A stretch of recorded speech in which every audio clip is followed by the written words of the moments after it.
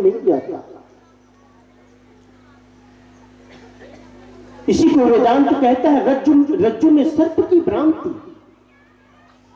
रस्सी पड़ी है लेकिन शाम का समय है, कुछ प्रकाश कुछ अंधेरा। और अपने खेतों को जाता हुआ किसान, अचानक उसके पैर रुक गए, ठिठक गए, सांप। प्राण कपने लगे, धड़कनें बढ़ने लगी। पीछे से एक दूसरा किसान है, इसके हाथ में टॉर्च है। कहा क्या बात है, क्यों ठिठक गए, क्यों रुक गए, क्या देखते? आगे जो खड़ा है किसान कहता है सांप है, देखो ना सांप है। हटो तो जरा मैं देखूं। और वो टार्च से जब देखता है तो कहता है नहीं, ये सांप नहीं है, ये तो रस्सी है। वो जो दो किसान, उसमें एक शिष्य है और एक गुरु है। गुरु जिसके पास प्रकाश है ज्ञान का। मुरारी बापू की कथा में एक दिन मैं गया, सुंदर बात उसने कही। गुरु और शिष्य में क्या भेद है, बड़ी प्यारी बात कही, मैं अक्सर इसे कहता हूं। उसने कहा शिष्य और गुरु जैसे एक ही सतह पर रखे हुए दो दिए हैं। एक दिया जल रहा है, एक दिया बुझा है, ऐसा न कहो। एक दिया जल रहा है, एक दिया जलना बाकी है। जो जल रहा है दिया में, जो जल रहा है दिया, वहां भी तेल है, वहां भी बाती है, आधार मिट्टी का भी है। एक विशेषता प्रकाश की। जो जलना बाकी है वहां भी वही मिट्टी का आधार है, तेल है, बाती है, सिर्फ एक कमी प्रकाश की। दोनों दियों को जोड़ दो, दोनों प्रकाशित हो गए। इससे पहले दिए के प्रकाश में कोई कमी ना आई, दोनों एक जैसे चलने लगे। इसलिए तो गुरु का महत्व है। कहते पारसमणि यदि लोहे का स्पर्श करे तो कंचन बना देता है, पारसमणि नहीं बनाता। लेकिन गुरु का जिसे स्पर्श हो जाए वो अपने जैसा बना देता है। ज्ञान की कमी, और वो ज्ञान है, ज्ञान स्वरूप हुआ, सिर्फ एक आवरण है। उस आवरण के कारण हमें अपना स्वरूप दिखाई नहीं पड़ता। उस अवरोध के कारण, उस आवरण के कारण हम ये मानते हैं कि मैं शरीर हूं, मैं मन हूं, मैं बुद्धि हूं, चित्त अहंकार हूं, मैं किसी का पिता पुत्र हूं, किसी की पति पत्नी हूं। पूछो, किसी से भी पूछो। अभी इसी समय नगद बात कहता हूं आपसे। ये रमेश जी बैठे, नाम जानता हूं भैया, बस इसलिए तुम्हारा नाम लो। रमेश से कभी मैं पूछूं भैया आप कौन है, जानता तो हूं, दिखा हो, कभी मिला हो ऐसा लगता है, तो रमेश जी कहेंगे साहब भूल गए, मेरा नाम रमेश सोनवानी। क्या आपका नाम रमेश सोनवानी है? विचार करो। फिर मैं पूछूंगा रमेश सोनवानी, हाँ कुछ सुना होगा पिताजी। फिर आप कहो कि मेरे पिताजी जग्गर साहू, वो आप नहीं रुके थे, मेरे यहां 3 दिन ठहरे थे, गुरु पूजा हुई थी सब।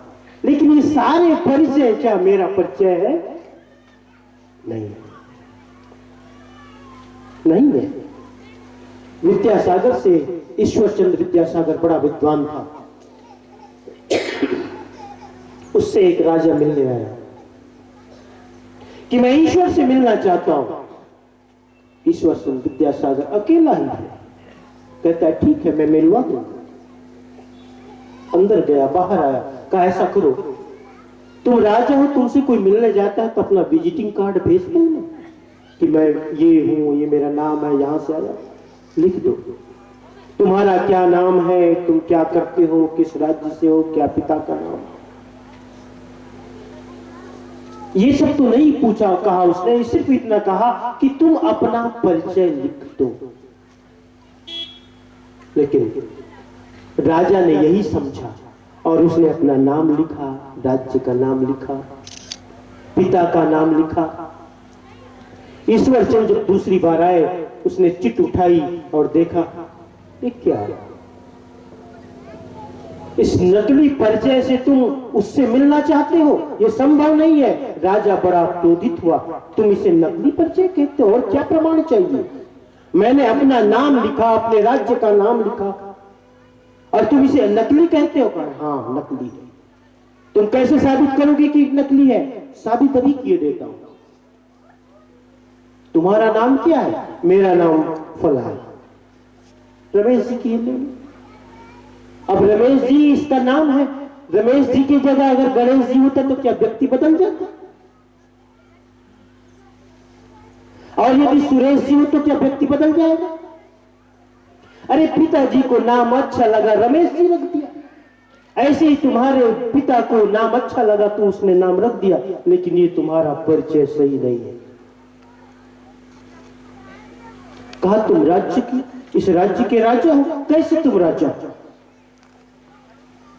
तुमसे पहले इस राज्य का राजा तुम्हारे पिता था, उससे पहले तुम्हारे दादा था, उससे पहले तुम्हारा परदादा था, और कहते हो ये मैं इस राज्य का राजा? असली परिचय चाहिए। और आज भी यही है। ट्रेनों में सभी जगह नियम रखती है कि अपना आई कार्ड लेके चला करो। ट्रेनों में यदि बर्थ आरक्षित करानी है तो आजकल आई कार्ड मांगता है, और उस आई कार्ड में क्या होता है? फोटो होती है। फोटो, वो फोटो आपकी है कि शरीर की है?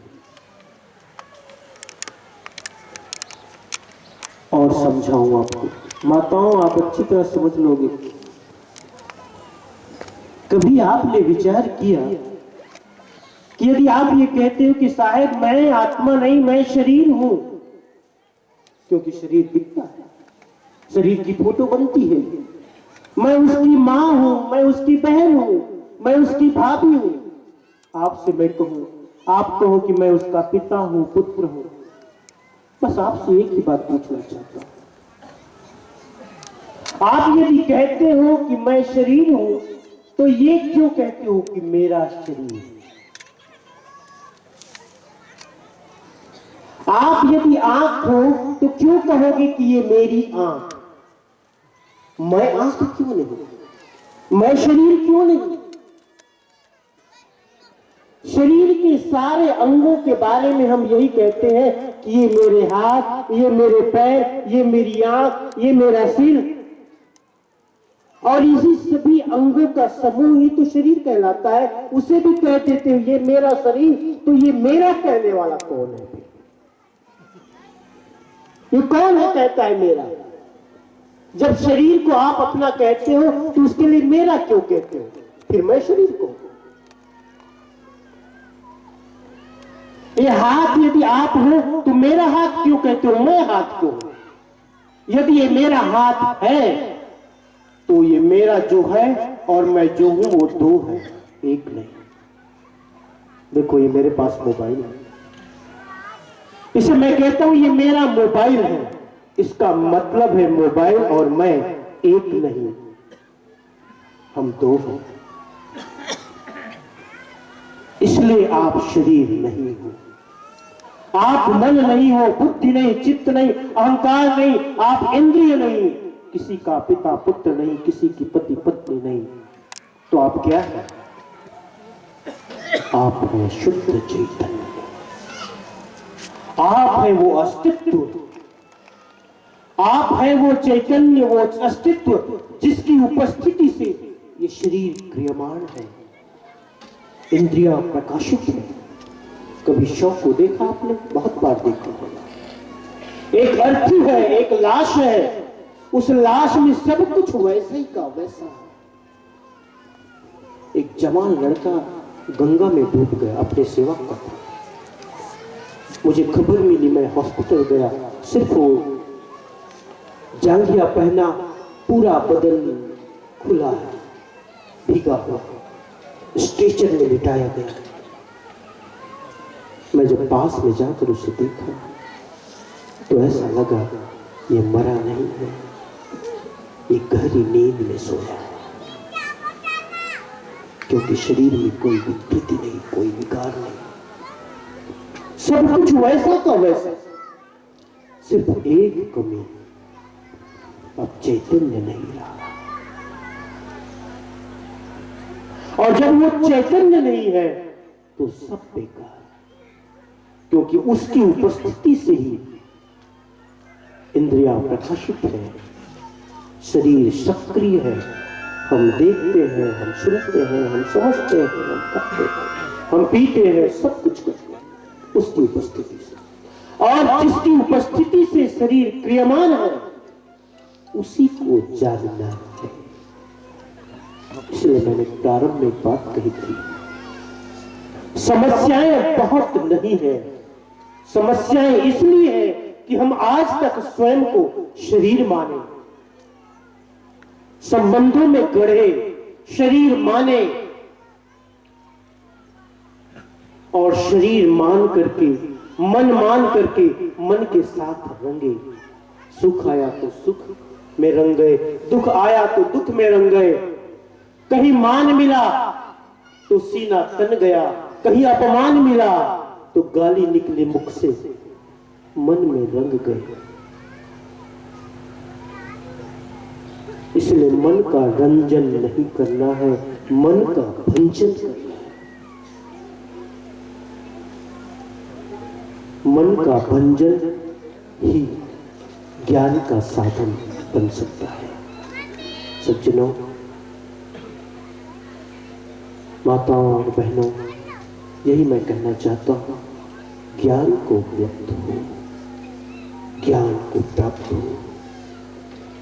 मनुष्य का शरीर प्राप्त करके जो आत्मा को अर्थात स्वयं को अर्थात निज रूप को अर्थात आनंद को जो जान न सका, शास्त्र कहता है वो आत्महंता है, आत्महंता, सुसाइडर। जो शरीर को प्राप्त करके स्वयं से दूर दूर रहा, स्वयं से अज्ञात रहा, वो आत्महंता है। जहर खा के मरने वाला आत्महत्या हंता नहीं है, कहते ना उसने आत्महत्या की। और यदि आत्मा अविनाशी है तो कौन उसकी हत्या कर सकता है? वो तो एक शरीर खाता है। लेकिन शरीर को धारण करने के बाद, जीवन मिलने के बाद यदि व्यक्ति स्वयं से अपरिचित रह गया, अज्ञात रह गया, जिसने स्वयं को न जान पाया, वही सच्चे अर्थों में आत्महंता है। इसलिए संत महापुरुष कहते हैं, आत्मज्ञानी बनो, आत्महंता न बनो। और ज्ञान समस्त दुखों के निवारण, निवृत्ति का, समस्त समस्याओं का एक ही उपाय है, ज्ञान को प्राप्त हो जाओ, ज्ञान को प्राप्त हो जाओ। क्योंकि जहां ज्ञान है वहां अज्ञान नहीं रह सकता, जहां प्रकाश है वहां अंधेरा नहीं रह सकता। अंधेरा मात्र प्रकाश का अभाव है, अज्ञान मात्र ज्ञान का अभाव है। इसे इस तरह न कहना कि ज्ञान अज्ञान का अभाव है, बात उल्टी हो जाएगी। इसे इस तरह न कहना कि प्रकाश अंधेरे का अभाव है। ज्ञान अज्ञान पर निर्भर नहीं है, प्रकाश अंधेरे पर निर्भर नहीं है, अंधेरा प्रकाश पर निर्भर है, अंधेरा प्रकाश पर निर्भर है। अज्ञान को मिटाना है तो ज्ञान का दीपक जलाना होगा। कमरा अंधेरे से भरा हो, कोई उपाय नहीं उस अंधेरे को दूर करने का। कितना भी तुम उपाय करो, बोरियों में भर भर कर ले जाओ, उसे पकड़ पकड़ के ले जाओ, उससे अनुनय विनय करो, तुम जाओ, कोई उपाय काम न आएंगे। सिर्फ एक उपाय, उस अंधेरे कमरे में एक दीप जला दो, अंधेरा खुद ब खुद मिट जाएगा। एक छोटी सी कहानी, इसके बाद इस सत्र का समापन। बड़ी प्यारी कथा है और इसे अक्सर मैं सुनाता हूं क्योंकि इसे सुनाने में भी मुझे आनंद आता है। एक बार परमात्मा के पास अंधेरा शिकायत लेके गया। किसकी शिकायत लेके? प्रकाश की। एक बार अंधेरा प्रकाश की शिकायत लेकर गया परमात्मा के पास। हाथ जोड़कर अनुनय विनय किया, परमात्मन दया करो, कृपा करो। परमात्मा ने पूछा, क्या बात है, क्यों आए हो, क्या दया करनी है, क्या करनी है, साफ साफ कहो। उसने कहा, देखो मेरा भी इस जगत में अस्तित्व है ना, मैं भी यहां रहना चाहता हूं, लेकिन वो प्रकाश मेरे जान का दुश्मन बना बैठा है, मुझे टिकने ही नहीं देता, रहने ही नहीं देता। आप परमात्मा हैं, आप उसे समझा सकते हो।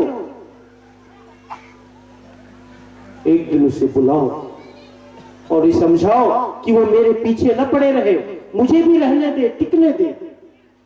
परमात्मा ने एक दिन प्रकाश को पास में बुलाया और कहा, प्रकाश अंधेरे ने तुम्हारी शिकायत लेके आया, कहा कि वो मेरे जान के पीछे पड़े हैं, मुझे रहने नहीं देते, टिकने नहीं देते।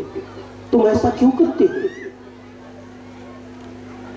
ऐसी दुश्मनी क्यों पाले बैठे हो, तुम्हें ऐसा नहीं करना चाहिए प्रकाश। प्रकाश ने हाथ जोड़कर परमात्मा से कहा, परमात्मा किस अंधेरे की बात कहते हो, मैंने आज तक अंधेरे को तो देखा ही नहीं, और जिसे देखा नहीं, जिसे जाना नहीं, उससे कैसी दुश्मनी, जिसे जाना नहीं, पहचाना नहीं, देखा नहीं, उससे कैसी